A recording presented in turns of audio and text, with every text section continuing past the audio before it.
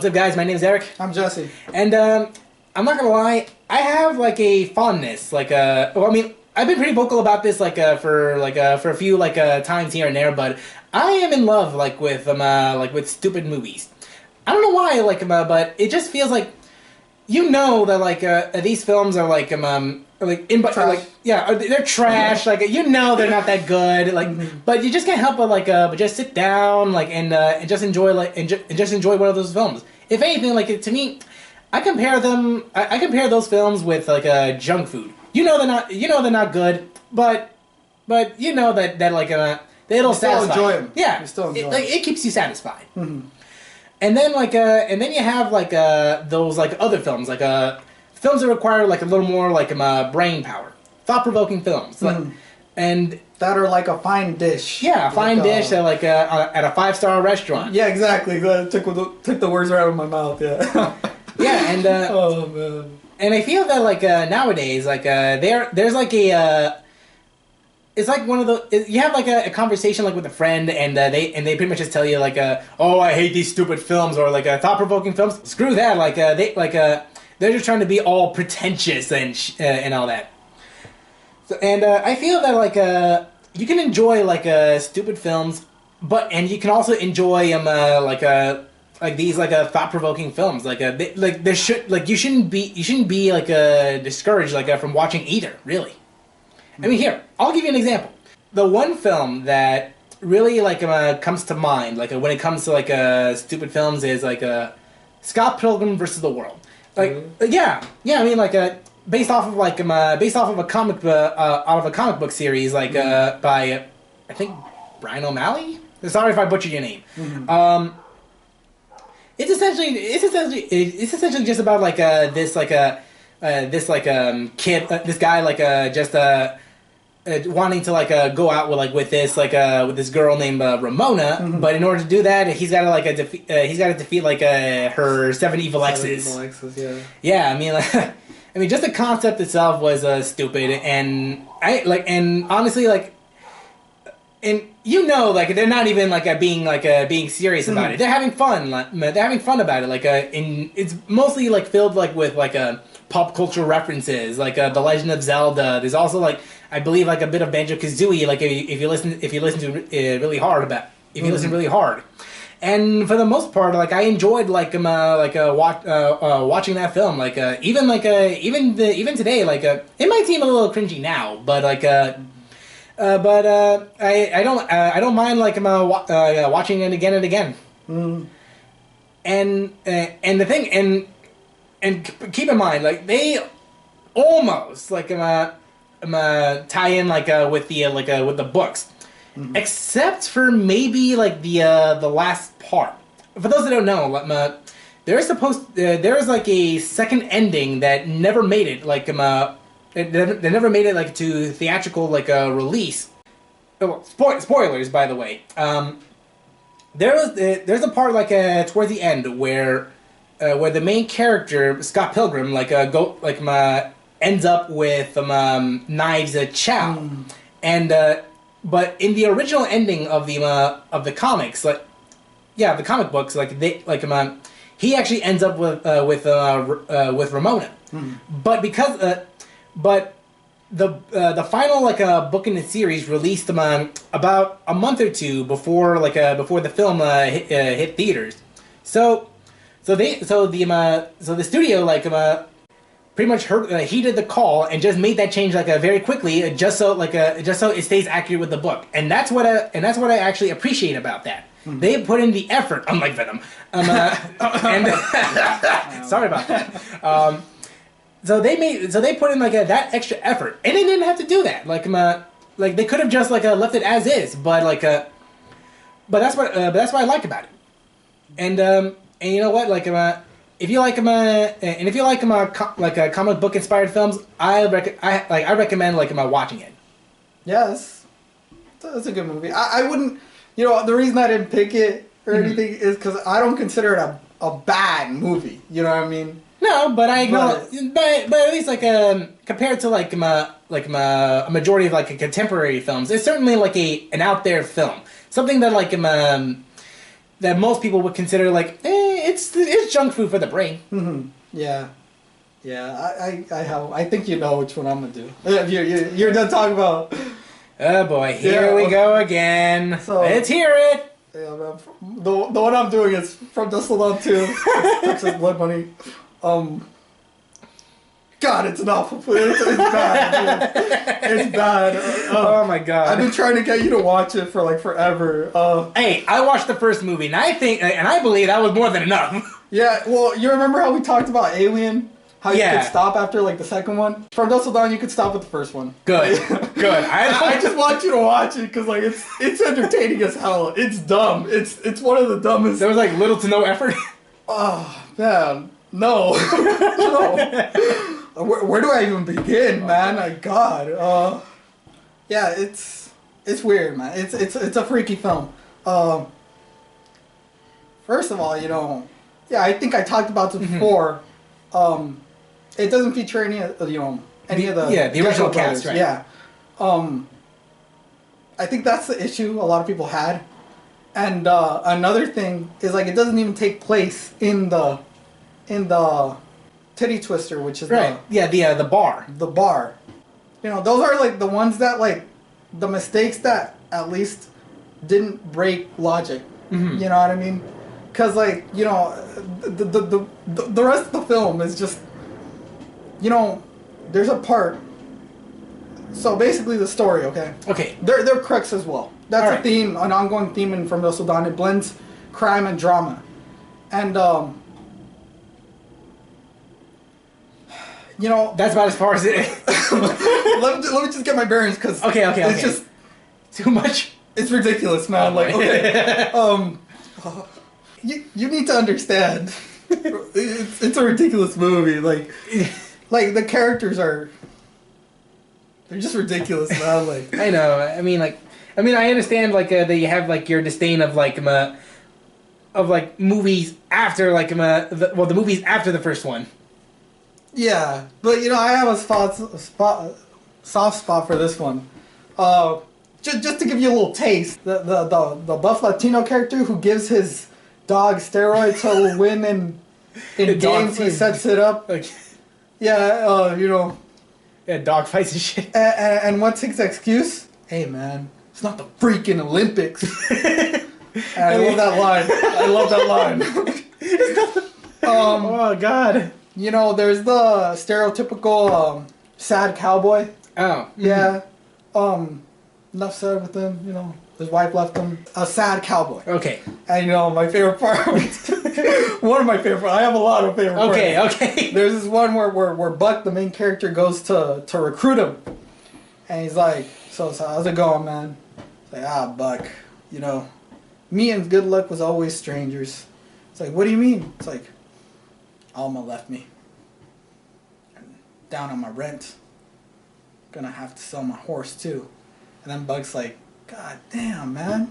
If your dog died, we would have us a country song. It's like, Scooter got ran over last week. It's like,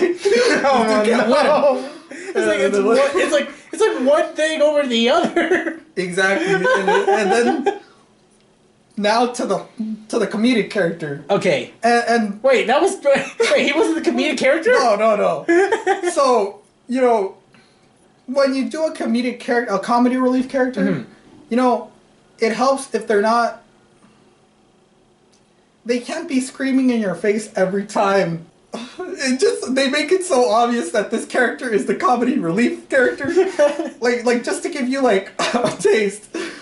Buck goes to and honestly the guy's not competent at all. Okay. You know what I mean? He's not even good at his job. Nothing. And that's for a heist, which is high risk of getting shot, killed, in prison, or all the above. You'd think you'd want someone competent, but he goes with Ray Bob. Just to give you a little taste, Buck goes to his job, where he is a security officer. Mm-hmm. He fell asleep watching the cameras, wow, and then there's that whole there's also this scene where they're picking him up officially to go on the heist, And he comes out with fishing gear, you know, these big overalls, like, you know, and then they just kind of look at him and was like, what? I had to tell her something, you know, his wife. And then, like, yeah. It's just, okay. You know. Well, I mean, you gotta find an excuse, and if that's your best one. And then, you know, there's the main, the leader, aside from Buck, whose idea was to go on this heist. Like, vampires aren't smart here, man. They're not smart. So he's writing over it separately, right? Because he broke out of prison. He's supposed to meet him over there. Something flies straight into his grill, the grill of his Jeep. You know, you'd think a supernatural creature has like some sort of super sight, you know, or at least like senses, or at least some like form of like common sense. It flew straight into the grill, Eric. Straight, like you need to understand. You just can't make this up. The guy didn't hit, like, I don't know, man. But I love it. I love it. You just love every aspect of it. Like, you know that it's stupid, but you just can't help but fall in love with it. Yeah. I mean, I'm very certain that not a lot of... you're probably, like, in the minority. Like, yeah. Like I said I can't remember what video it was, but, like, I'm probably, like, the only person who likes this movie. In and out of the fandom. You know, like... I'm the only person. All right, so if you're a Dust Till Dawn fan, if you're hearing this, like you know who to like, you know where to put like you put your hate mail towards. I love it, man. It's ridiculous, but like it's like The Room, man. The Room, it's so bad, it's funny, you know. It's hilarious, man. I love it. And the thing is, like, there aren't a lot of films that like that do that. Like, well, I mean, of course, like all of them do, but like I love stupid films as much as like thought-provoking films. At least films that like that really like test your brain and all that. Like I say, for example, like the best one I could think of like is Inception. Like that's like it was probably one of the first films that like that made that made me think a little hard about like not just like because really you really have to pay attention to where these characters are. Like, granted, like it's a little slow, compared to like your average film, but you need to understand, pay attention, about this film, because it goes you have to go within dreams within dreams, like you know that meme, it's crazy. I've seen Inception, man. Yeah, like, there's a quote from The Wolf of Wall Street where in the beginning when he's the famous scene with Matthew McConaughey. I know there's a specific word. I think the humming scene, whatever. But there's a scene where like he goes, yeah, exactly. But it's like you don't know, like in Inception, it goes up, down, sideways, or in and around circles, man. That's how Inception is, man. And a lot of films are thought-provoking. Yeah, that's what and I do like and it's pretty much one of the films outside of like The Dark Knight that made me fall in love like with Christopher Nolan's works. Whether it's that film, Interstellar, which by the way, badass film, and Dunkirk, which has like a very like unique twist on the whole like World War II genre. And but Inception stands out a little more because of the experimentation of utilizing dreams as a sort of this central plot point. Yeah. And that twist at the end is basically just left open. It's a cliffhanger, isn't it? Because you're left to think about. Yeah. Did he get out? Is he still in the dream? Yeah. Yeah, I mean, and it's pretty much like one of the films that that I really love, even to this day. Yeah, I like films like that too. You know, one right off the bat. You know that both the original and the sequel is a Blade Runner. Blade Runner is a movie that really it toys with the idea of artificial intelligence, which is something that's hot right now. You know what I mean? I hear a lot of people are trying to create robots and stuff. There's a lot of conspiracies about people are afraid. What if they overpower us or something like that. Go. There's a reason Skynet why, on us. There's a reason why like a lot of these like films, whether it's from like the 90s up until now, that they try to copy that they try to have their spin on on Blade Runner, whether it's from Ghost in the Shell or the Matrix films. Oh yeah. And even recently the upcoming Battle Angel Alita. Oh yeah. Yeah. And because the way that that Blade Runner tackled this ideology is in a philosophical sense, Mm-hmm. is much more than what we would think about. Mm-hmm. Yeah. And it has to do with, a lot of these films I think have to deal with identity. Because another thought-provoking film is Fight Club. You know what I mean? Oh yeah. Yeah, there's the whole idea of Edward Norton's character and Brad Pitt, Tyler Durden.